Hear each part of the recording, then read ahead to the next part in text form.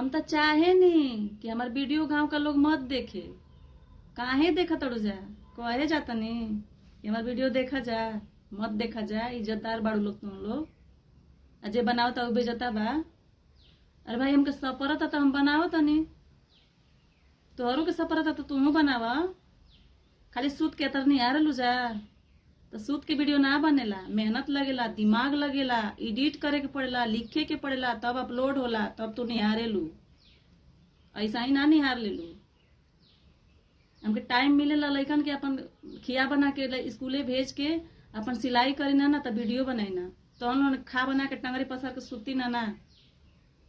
इज्जतदार बड़ो तो अपन बेटी पतो के एते थपुआ देले बड़ो जा, काहे देले बड़ो जा। तू देखत आलो तो निक बालो, हम बनाओ तो खराब बनी। तू इज्जतदार बालो, अजय बनाओ तो खराब बा, मत देखा जा।